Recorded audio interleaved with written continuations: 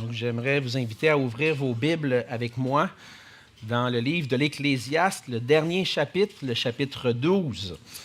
On arrive vers la fin. C'est Dieu voulant notre avant-dernier passage ce matin. Et on arrive vers la fin de ce livre qui a beaucoup parlé à nos cœurs, à mon cœur particulièrement aussi à travers l'étude de ce livre. Et c'est une joie pour nous de pouvoir le lire ensemble. Ecclésiaste au chapitre 12, et on va lire ensemble ce matin les versets 1 à 10. Ecclésiaste chapitre 12, à partir du verset 1.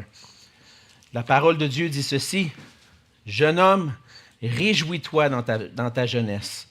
Livre ton cœur à la joie pendant les jours de ta jeunesse. Marche dans les voies de ton cœur et selon les regards de tes yeux. Mais sache que pour tout cela, Dieu t'appellera en jugement. Bannis de ton cœur le chagrin et éloigne le mal de ton corps, car la jeunesse et l'aurore sont vanité. Mais souviens-toi de ton Créateur pendant les jours de ta jeunesse, avant que les jours mauvais arrivent et que les années s'approchent où tu diras « Je n'y prends point plaisir », avant que s'obscurcissent le soleil et la lumière, la lune et les étoiles, et que les nuages reviennent avec la pluie, temps où les gardiens de la maison tremblent, où les hommes forts se courbent, où celles qui moulent s'arrêtent parce qu'elles sont diminuées, où ceux qui regardent par les fenêtres sont obscurcis, où les deux battants de la porte se ferment sur la rue, quand s'abaisse le bruit de la meule, et l'on se lève au chant, où l'on se lève au chant de l'oiseau, où s'affaiblissent toutes les filles du champ, où l'on redoute ce qui est élevé, où l'on a des terreurs en chemin, où l'amandier fleurit, où la sauterelle devient pesante, et où la capre n'a plus d'effet.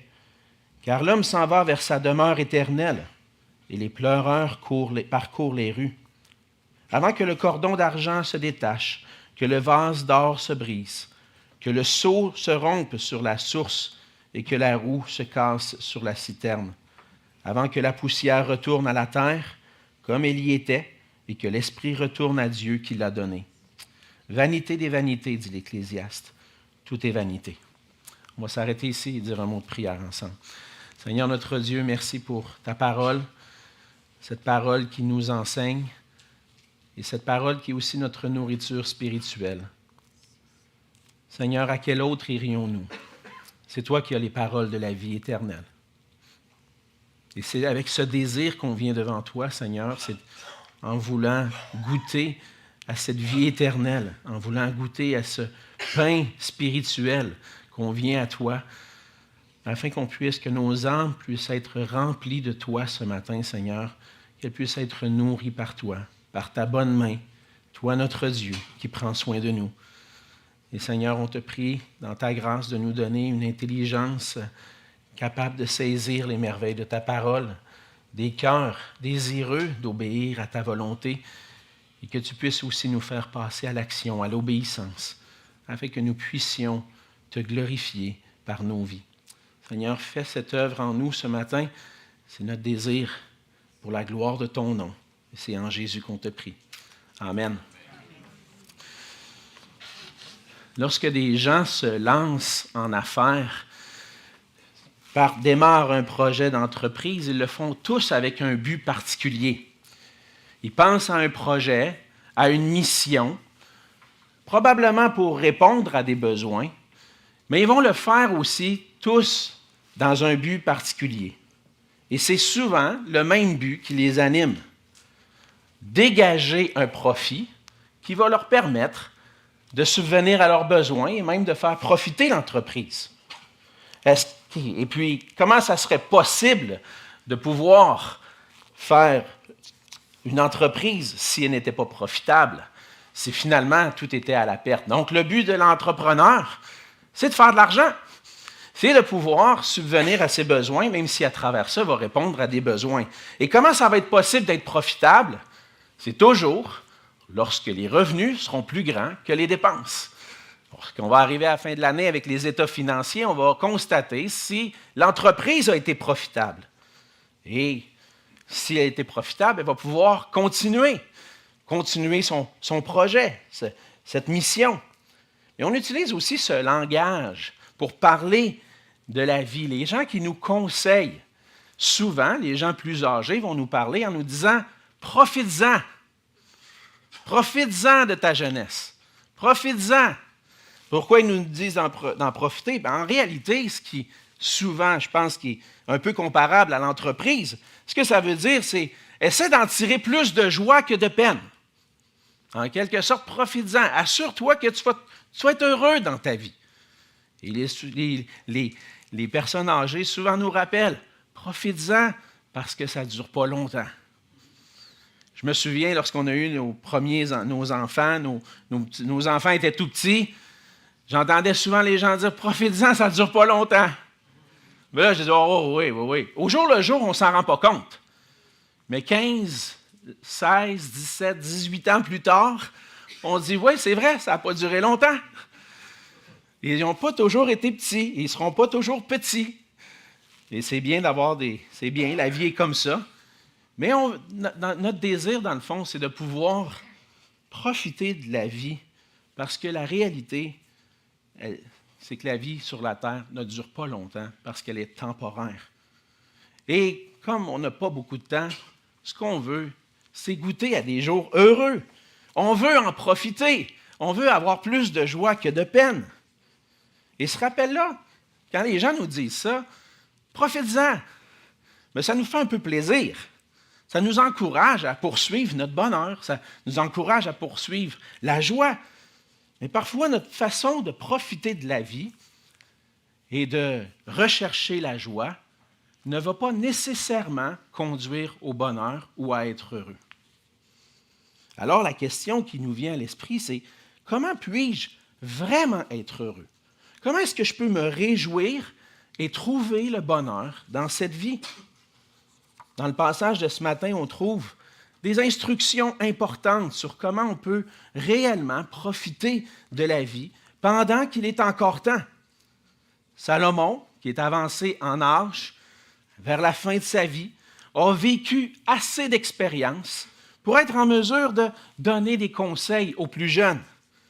Et après avoir parlé avec sagesse sur la réalité de la vie et sur le fait que, comme on a vu dans les chapitres précédents, que les malheurs sont imprévisibles, que les malheurs sont devant nous et parfois on ne les voit pas venir dans notre vie, ça vaut quand même la peine de poursuivre, à vivre cette vie pour qu'elle soit heureuse. Elle vaut la peine pour en tirer de la joie et du bonheur. Et Salomon rappelle qu'il existe une façon de profiter vraiment de la vie. Et ce matin, on va voir ensemble que puisque la vie sur terre est courte et temporaire, nous devons nous réjouir pleinement dans une vie avec Dieu. On doit se réjouir pleinement. C'est l'instruction que Salomon va donner tout de suite d'entrée de jeu au verset 1. Mais il va le dire d'une certaine façon pour dire comment est-ce que le jeune homme doit se réjouir. Et premièrement, on voit qu'on doit se réjouir pleinement en sachant que Dieu nous appellera en jugement. Et là, tout de suite, je vois les points d'interrogation. Hein?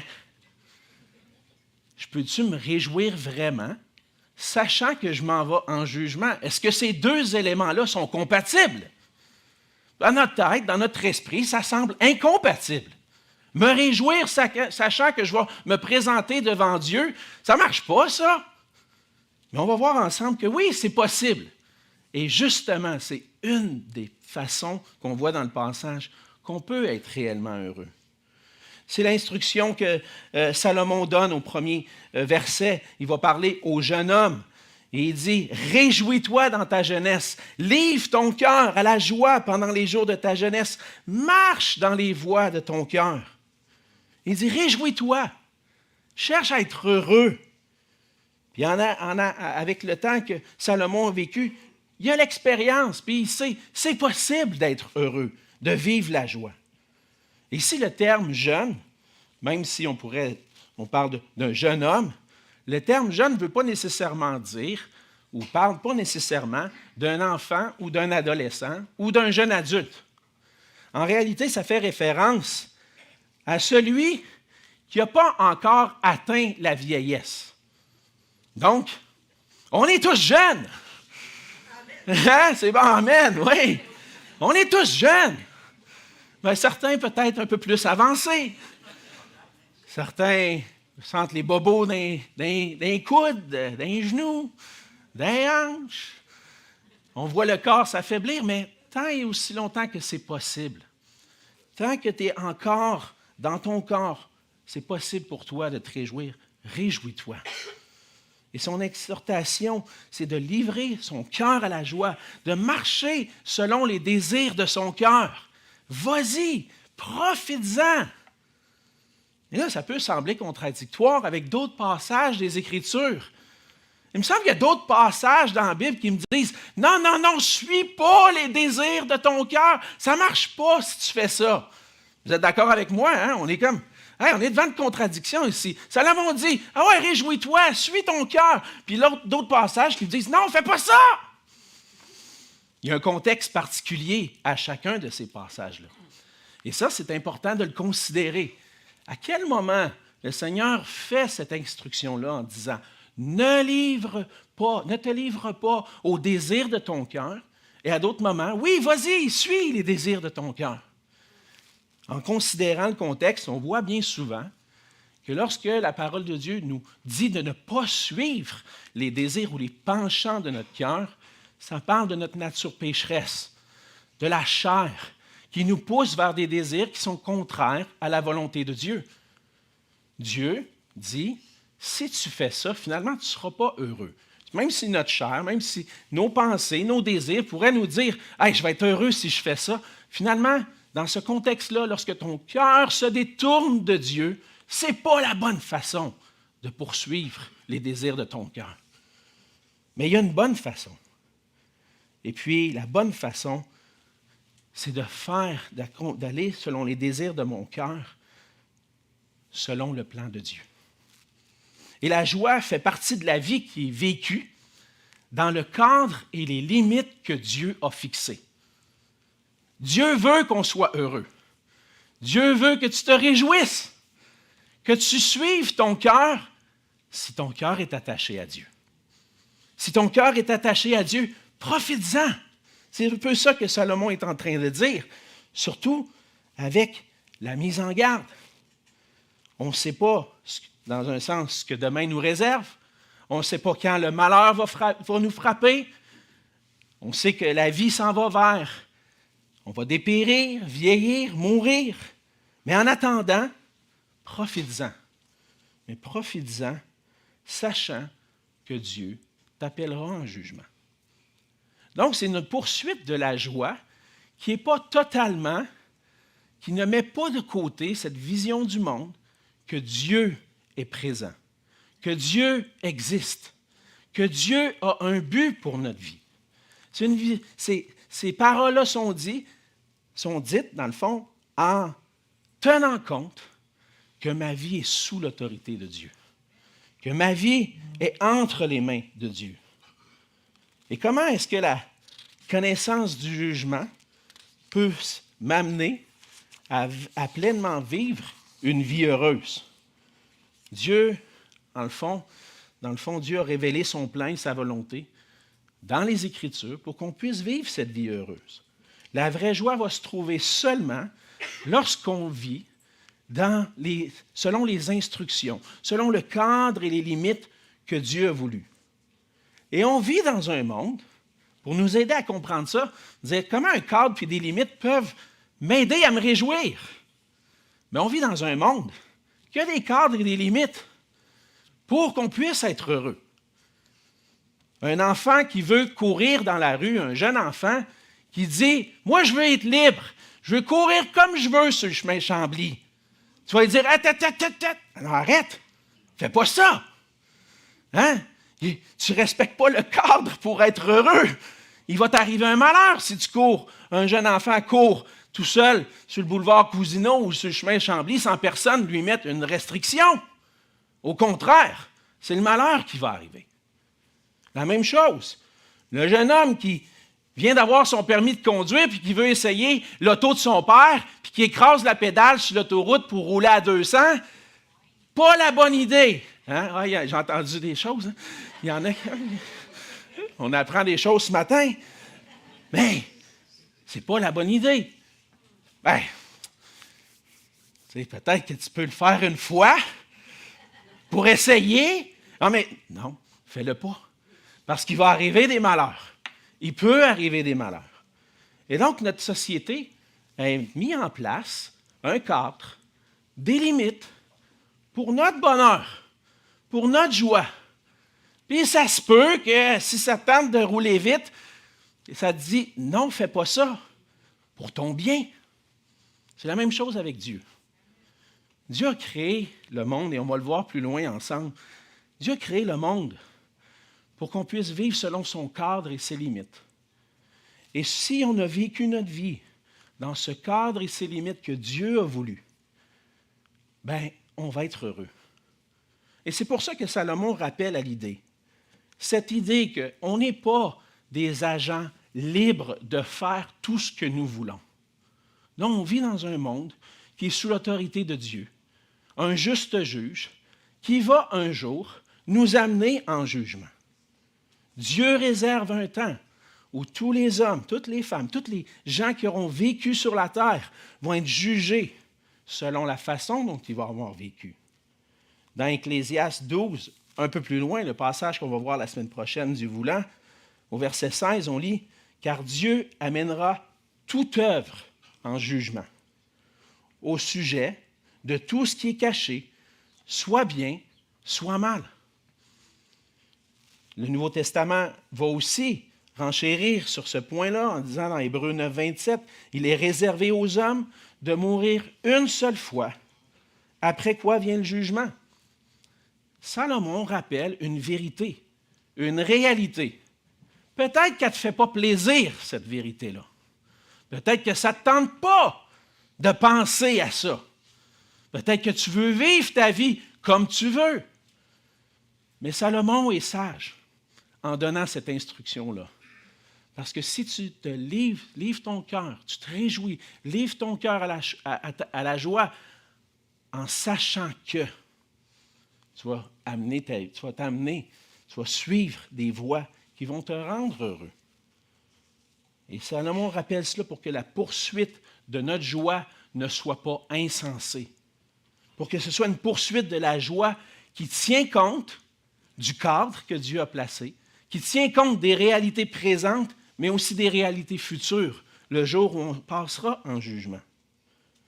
Malgré tous les malheurs qu'on peut voir dans ce monde déchu, on peut vivre pleinement la vie que Dieu nous donne. Certainement, il y a des malheurs. Et puis Salomon n'est pas étranger à ça parce que même dans le passage, il en parle. Il va arriver des malheurs dans notre vie. Mais les malheurs qu'on vit dans ce monde déchu ne devraient pas nous empêcher de chercher à poursuivre la joie dans cette vie. Et Salomon l'exhorte en continuant en disant au verset 2, « Bannis de ton cœur le chagrin, éloigne le mal de ton corps, car la jeunesse et l'aurore sont vanité. » Dans d'autres mots, profites-en. Si tu as du chagrin dans ton cœur, essaye de débarrasser ça. Essaye de remplacer le chagrin par la joie de vivre dans le plan de Dieu. Et Dieu a créé la vie humaine pour qu'elle soit remplie de bonheur et de joie. Mais le péché, oui, est venu tout gâcher, qui fait que, dans un sens, c'est difficile de vivre cette joie-là. Puis le pire malheur qui peut nous arriver, je l'ai déjà mentionné pendant les prédications de la série, mais le pire malheur qui peut nous arriver, c'est de vivre notre vie sans Dieu. Mais la vie avec Dieu est une source de joie. D'ailleurs, c'est exactement pour ça que Jésus est venu, pour nous donner cette joie parfaite qui se trouve en lui. Jésus nous dit dans Jean 15, les versets 9 à 11, « Comme le Père m'a aimé, je vous ai aussi aimé. Demeurez dans mon amour. Si vous gardez mes commandements, vous demeurerez dans mon amour, de même que j'ai gardé les commandements de mon Père et que je demeure dans son amour. Et là, la phrase que Jésus dit, je vous ai dit ces choses afin que ma joie soit en vous et que votre joie soit parfaite. Comment est-ce que je peux être heureux dans cette vie? Comment est-ce que je peux vivre réellement le bonheur, la joie? C'est lorsque je peux vivre dans l'amour. Et c'est les instructions que Jésus donne. Jésus est venu et il nous dit, il nous a aimés. L'amour de Jésus-Christ pour nous procure la paix et la joie. Pourquoi? Parce qu'elle nous permet d'entrer dans cette communion avec Dieu, avec le Père, le Fils, le Saint-Esprit. Et lorsqu'on se sent aimé, on est épanoui. Ça procure de la joie à notre cœur. On se place dans des situations de la vie d'aujourd'hui et chaque personne peut dire, je me sens épanoui, je me sens heureuse parce que je me sens aimé. Dans un couple, s'il y a de l'amour, un amour inconditionnel qui se donne l'un à l'autre, les personnes vont dire, je me sens bien, je suis épanoui, je suis heureuse. Je suis heureux dans cette relation-là. La même chose dans une famille avec des enfants à qui Dieu donne une famille aimante. J'ai grandi dans une famille, merci Seigneur, où il y avait de l'amour. J'ai été heureux à travers ça. Je me sentais protégé, je me sentais en sécurité. Et la plus grande sécurité qui peut nous être donnée, la plus grande paix, la plus grande joie, c'est d'être dans la sécurité de l'amour de Dieu en Jésus-Christ. La paix avec Dieu, une relation intime avec Jésus-Christ, nous procure une vie remplie d'amour, de joie, lorsqu'on demeure attaché à lui. C'est pour ça que Jésus dit, demeurez dans mon amour. Je vous ai aimé, demeurez dans mon amour. Et on doit se rappeler que pour qu'on puisse se réjouir pleinement dans cette vie, ça doit se faire en sachant qu'un jour, on va avoir à rendre des comptes, on va passer en jugement. Et pour ça, on a besoin d'être en relation avec Dieu. On a besoin de vivre notre vie avec Dieu. Deuxièmement, on voit une autre instruction qui nous indique comment, qui ressemble à la première, mais comment est-ce que je peux vraiment me réjouir pleinement dans cette vie? Au verset 3, c'est en nous rappelant de notre Créateur et de son plan pour nous. Et je voulais m'attarder un peu sur ce point-là, parce que oui, il y a le jugement qui vient, je vais avoir à rendre compte devant Dieu de la vie que j'ai vécue. Est-ce que je vais l'avoir vécue avec ou sans Dieu? Mais il y a aussi cette exhortation au verset 3 qui dit « Mais souviens-toi de ton Créateur pendant les jours de ta jeunesse. » Et lorsque Salomon dit ces choses-là, Salomon exhorte à se rappeler, encore une fois, qu'on n'a pas une vie en dehors du plan parfait de Dieu. Nous, on est tous l'œuvre de Dieu. Les réflexions que font Salomon dans l'Ecclésiaste sont ancrées dans une vision du monde qui inclut Dieu comme créateur. Il est enraciné dans le récit de la Genèse. Salomon est au courant. Il vit sa vie sachant que Dieu est son créateur. Puis en d'autres mots, on doit se rappeler que les premiers chapitres de la Genèse ne sont pas juste une allégorie, ne sont pas juste une belle image pour expliquer le début de l'humanité, mais ce sont des vérités. L'homme et la femme ont été créés à l'image de Dieu, dans un but particulier. Et lorsqu'on entre dans ce but-là, se rappelant que nous avons un Créateur qui a voulu notre existence pour un but précis, lorsque j'accepte ce cadre-là, accepte de vivre pour refléter mon Créateur, refléter qui il est dans ma personne, dans mes gestes, le représenter sur la terre en étant des bons gestionnaires. C'est ce que Dieu a voulu en nous créant à son image et à sa ressemblance. Lorsqu'on entre dans le cadre de savoir que Dieu est mon Créateur, je peux vivre une vie réellement heureuse. On est l'œuvre de Dieu. Et on a chanté ce matin des cantiques. On a entendu aussi un cantique qui nous parle de la création de Dieu. Mais la vision du monde qui caractérise notre société veut ignorer ça. quand j'étais jeune, au primaire, j'allais à l'école chrétienne, à l'école L'Eau-Vive à Québec, et puis on avait une sortie en 5e année, une sortie dans le cadre de notre cours de sciences. On est allé dans un centre scientifique à l'Université Laval. Et puis là, on nous expliquait de toutes sortes de façons que là, des millions d'années, telle chose était arrivée, puis que ça avait fait que, bon, finalement, telle chose qui est sur la Terre à cause de ce météorite-là qui est tombé, là, des millions d'années. Et puis, nous, en bons petits chrétiens, non, c'est pas vrai, ça, là. C'est pas vrai, ça. C'est Dieu qui a créé toutes choses. Ah, viens pas mélanger la religion avec ça. Et on l'entend souvent, ce discours-là.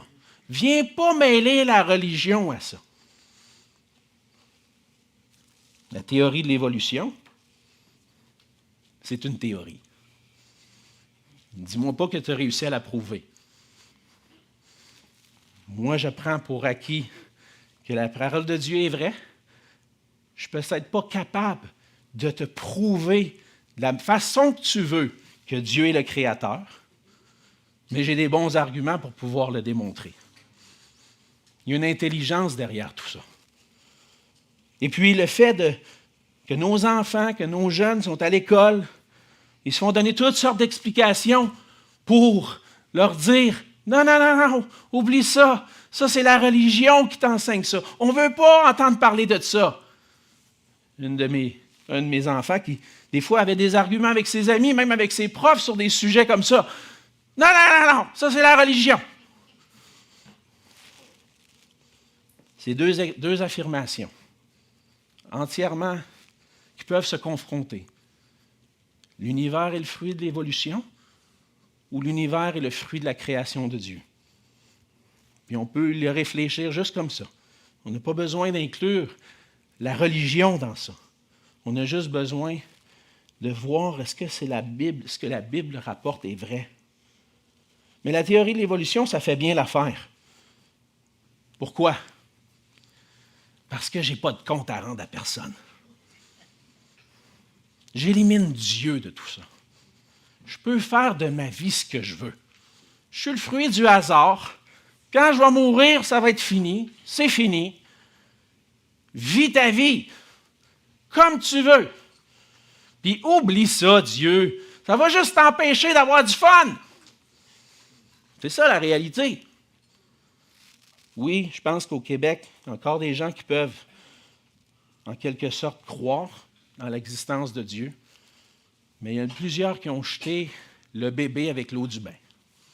Oui, on a vu des désastres, puis on entend encore parler des choses qui se sont passées dans l'Église catholique romaine, puis j'en entends aussi dans les églises évangéliques. On n'est pas mieux.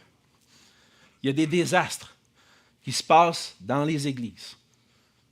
Mais ce n'est pas à cause de l'homme pécheur, des désastres qui se passent dans l'Église, que ça élimine la vérité qu'il y a un Dieu qui existe et qui a créé toutes choses.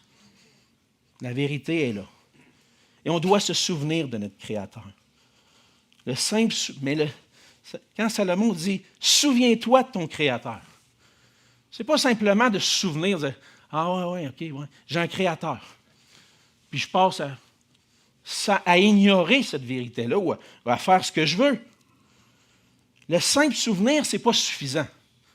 Ce que Salomon est en train de dire, c'est « Souviens-toi », parce que ça devrait avoir un impact dans ta vie de te souvenir que tu es le fruit de la création de Dieu.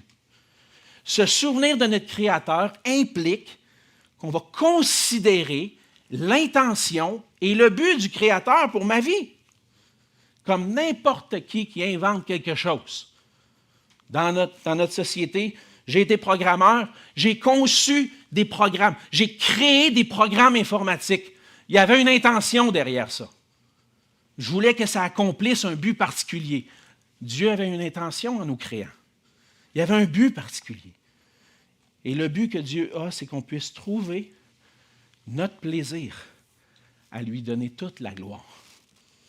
Et la sagesse nous appelle à considérer, nous rappeler qu'on a un Créateur et du fait qu'on a été créé pour trouver notre joie, à le glorifier en faisant sa volonté. L'être humain a été créé pour donner gloire à Dieu. Parce que Dieu est un être unique, pas comme les autres, qui est digne, lui, de recevoir toute la gloire, tout l'honneur. C'est le roi de l'univers. On lit dans Apocalypse 4, au verset 11, dans la vision que Jean a, il voit une armée dans le ciel qui dit « Tu es digne, notre Seigneur et notre Dieu, de recevoir la gloire, l'honneur et la puissance, car tu as créé toutes choses, et c'est par ta volonté qu'elles existent et qu'elles ont été créées.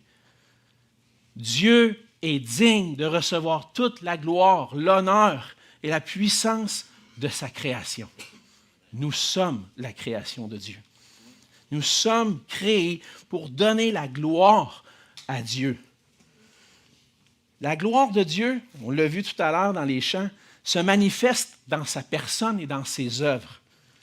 Si on lit, je n'ai pas le temps d'aller lire tous les passages, j'aurais juste ouvrir cette porte-là, ça nous amène dans des longues discussions de plusieurs passages qu'on pourrait parler.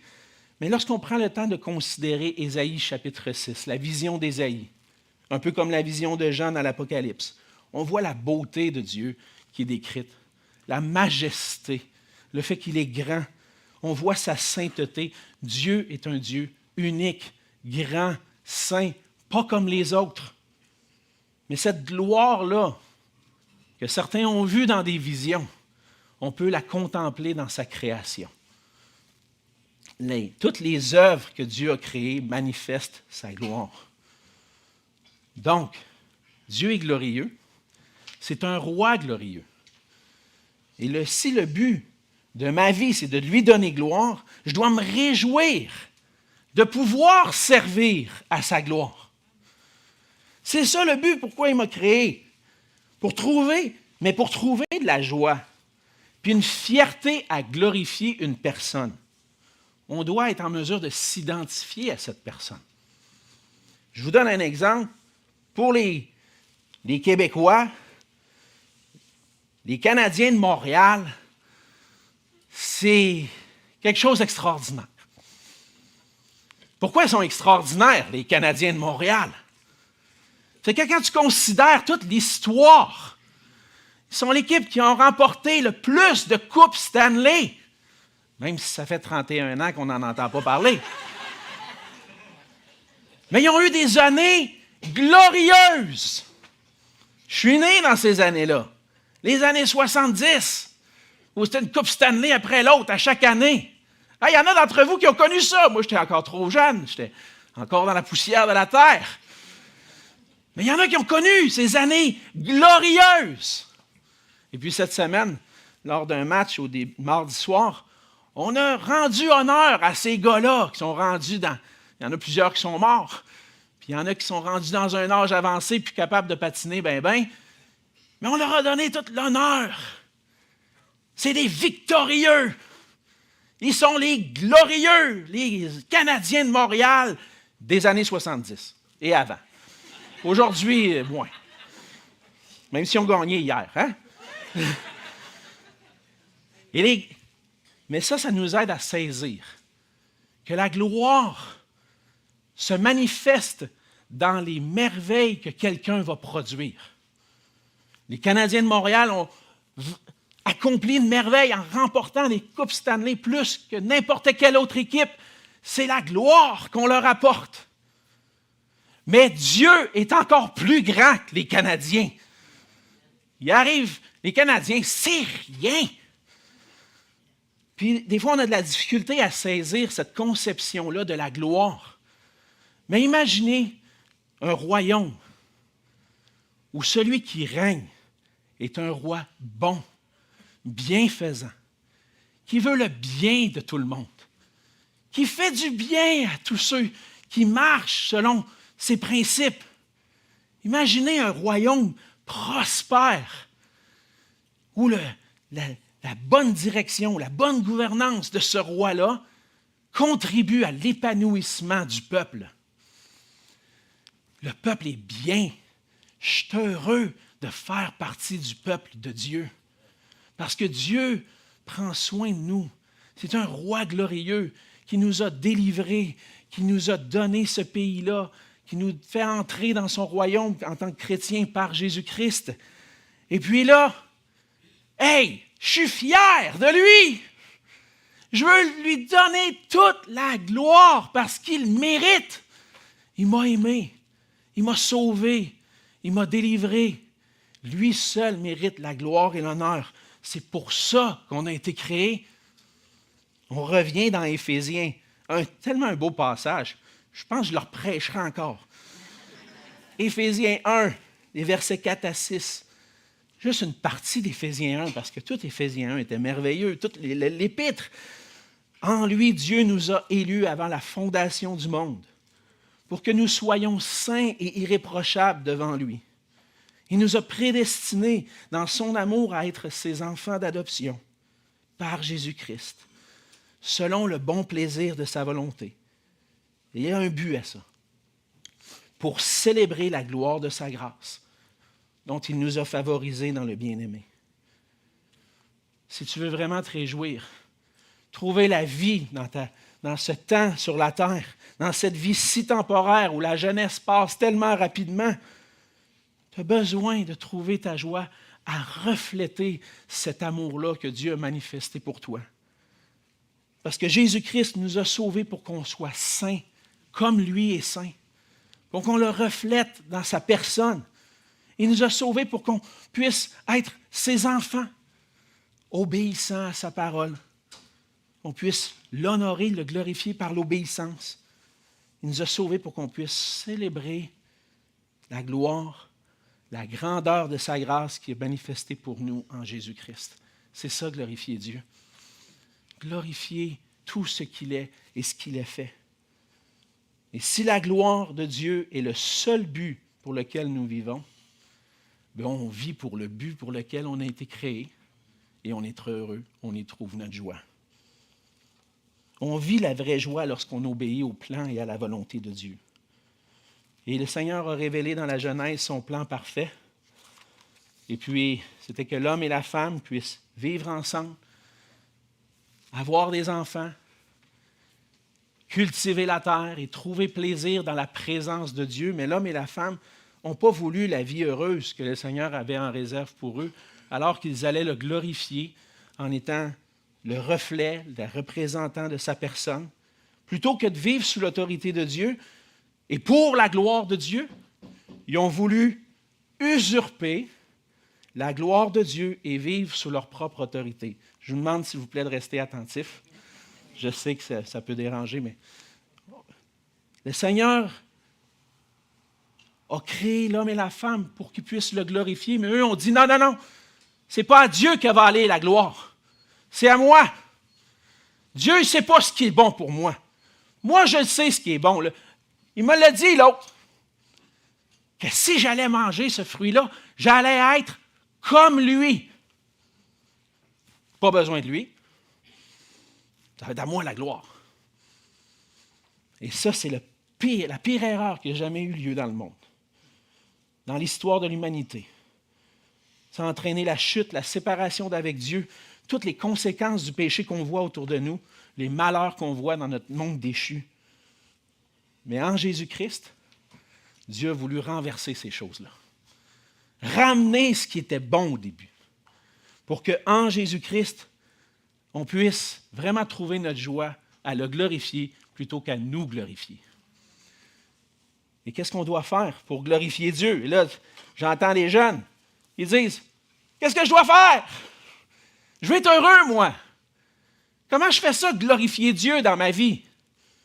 Mais premièrement, c'est d'être obéissant à ce qu'il demande.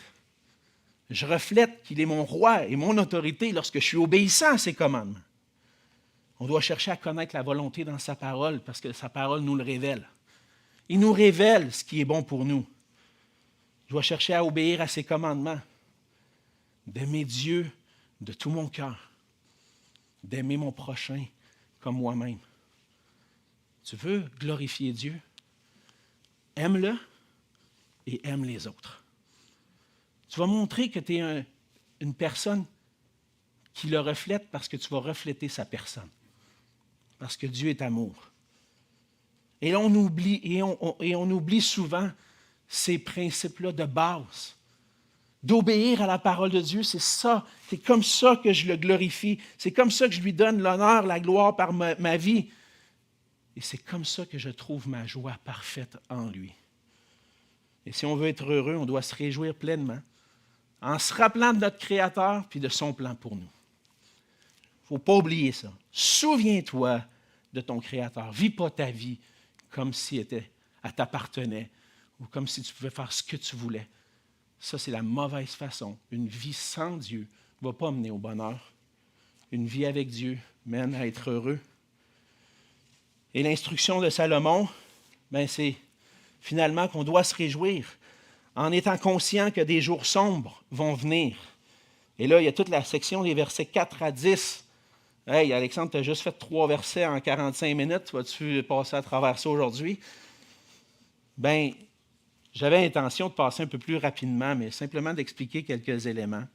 C'est que toute cette image-là, dans un sens, l'exhortation de Salomon, c'est « Sois heureux, profite de ta vie sur la terre en te souvenant de ton Créateur. Mais un jour, il y a des jours mauvais qui vont venir. Ça va être plus difficile. Et même, tu vas pouvoir arriver à des moments où les années vont s'approcher, tu vas dire, je ne trouve plus de plaisir. Ça peut arriver. À cause de ce qui s'en vient. Parce que profite-en avant que, verset 4, s'obscurcissent le soleil et la lumière, la lune et les étoiles, et que les nuages reviennent après la pluie. Le langage qu'on lit ici, c'est un langage qui nous rappelle que la vieillesse et la mort vont venir. Le langage, au verset 4 et 5, au verset 4 en particulier, montre l'idée d'une tempête. Qu'est-ce qui obscurcit le soleil, la lune et les étoiles en même temps? Les nuages. Ça m'est arrivé de voir, lorsque j'étais aux États-Unis, des moments où il faisait noir comme la nuit, au milieu du jour. Parce que l'épaisseur des nuages était tellement épaisse qu'elle coupait toute la lumière.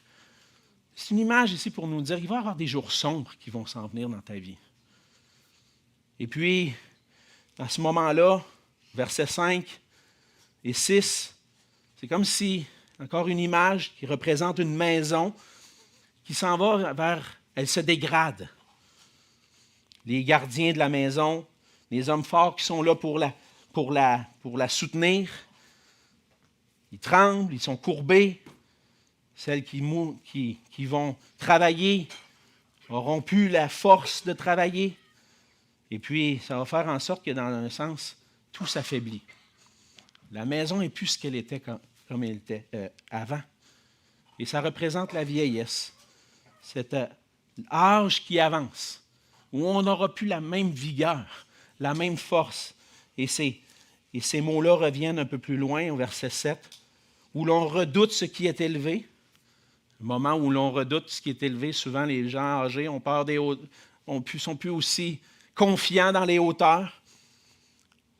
Où l'on a des terreurs en chemin, les déplacements sont plus difficiles, on ne se sent pas en sécurité. Où l'amandier fleurit, quand l'amandier fleurit devient blanc, les cheveux blancs. La sauterelle devient pesante. Oh! Hein? Les articulations font que je ne saute plus comme avant. Hein? Je ne bouge plus comme avant. Où la capre n'a plus d'effet. La capre avait une particularité de stimuler les désirs. Et là, elle n'a plus son effet comme avant. Je vieillis. Mais qu'est-ce que ça l'amène? Au verset 7, « Car l'homme s'en va vers sa demeure éternelle, et les pleureurs parcourent les rues. » La vieillesse mène à la mort. Salomon il est conscient de ce que c'est la vie. Il sait que ça mène vers là. Il est conscient qu'on vit dans un monde déchu. Mais est-ce que c'est possible, malgré ça, sachant ça, de se réjouir? Oui. C'est le temps maintenant, pendant que Dieu te donne le souffle de vie. Puis même si tu es avancé dans la vieillesse et que les jours sont un petit peu plus difficiles, une vieillesse vécue avec Dieu Ça peut être une vieillesse heureuse aussi, en ayant les yeux fixés sur ma demeure éternelle. Un jour, le Seigneur va venir me prendre. Et là, ça va être encore mieux. Je vais être à l'endroit qu'il faut. L'homme s'en va vers sa demeure éternelle, puis il va dire en terminant que, verset 9, avant que la poussière retourne à la terre, comme elle y était, et que l'Esprit retourne à Dieu qui l'a donné. On s'en va vers là. Et puis, vanité des vanités, dit l'Ecclésiaste, tout est vanité. Encore une fois, c'est l'idée de temporaire. La vie sur terre est temporaire. Profite de ce temps-là, de ton temps sur la terre, afin de vivre pour Dieu. Et c'est possible de trouver notre joie aujourd'hui, de profiter pleinement de la vie que Dieu nous donne. C'est ce qu'on a vu ensemble, que la vie sur la terre est temporaire et qu'on doit se réjouir pleinement dans une vie avec Dieu. Le plan et la volonté de Dieu pour ma vie, c'est ce qui va me rendre heureux. Le fait de rendre gloire à Dieu parce qu'il est digne de recevoir toute la gloire. Mais vous savez quoi? J'imagine que ça vous arrive aussi. Ça m'arrive de me lever le matin où j'oublie c'est quoi la volonté puis le plan de Dieu pour moi. Il y a toutes sortes de choses qui se passent dans la vie.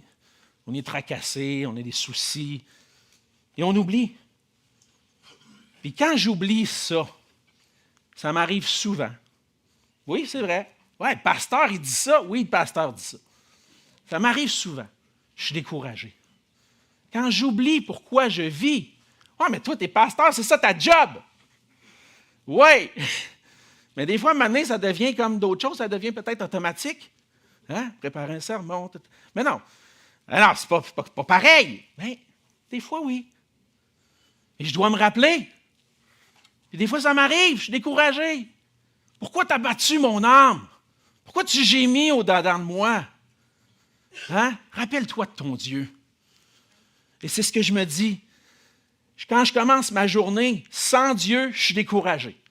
Mais si je commence ma journée avec Dieu, il me rappelle le but de ma vie. Il me rappelle son amour pour moi. Il me rappelle que maintenant, j'ai été créé en Jésus-Christ pour des bonnes œuvres qui servent à glorifier Dieu. Alors, pendant qu'il est temps, Alexandre, pendant qu'il est temps, frères et sœurs, profitons-en de vivre une vie d'adoration en glorifiant notre Dieu, grandir dans notre amour pour Dieu, grandir dans notre service en aimant notre prochain. C'est ça qui glorifie Dieu. En vivant pour faire connaître la gloire de Dieu aux gens autour de moi. J'ai connu l'amour de Christ. J'ai connu la gloire de sa grâce. Je veux le faire connaître maintenant. Et quand je vois des gens venir au Seigneur, donner leur vie à Jésus-Christ, parce qu'on a proclamé l'Évangile, il n'y a rien qui réjouit plus mon cœur, parce que mon Sauveur reçoit toute l'adoration. Alors, qu'est-ce que tu vas choisir aujourd'hui? Est-ce que tu vas choisir une vie remplie de petites joies éphémères sans Dieu, ou une vie remplie d'une joie réelle et éternelle avec Dieu? Et c'est ce qu'on a besoin, frères et sœurs, de s'encourager en se rappelant constamment que même dans ce monde déchu, il est possible aujourd'hui d'être heureux en vivant pour la gloire de Dieu. Prions. Seigneur notre Dieu, merci pour ta parole. Seigneur, cette parole est glorieuse. Cette parole nous rappelle qu'en Jésus-Christ, maintenant, on est des nouvelles créatures qui ont été créées afin de te donner toute la gloire par un amour pour toi, par un amour pour notre prochain. Et Seigneur, on veut te dire merci pour cette grâce que tu nous as donnée. Merci pour la grâce de la sagesse qu'on trouve dans ta parole, qui nous rappelle que même dans les moments de découragement, Seigneur, on peut retrouver la joie en toi. Et on peut la vivre réellement en vivant pour toi. On veut te donner toute la gloire, Seigneur notre Dieu, Seigneur Jésus, parce que toi seul la mérites. Utilise-nous.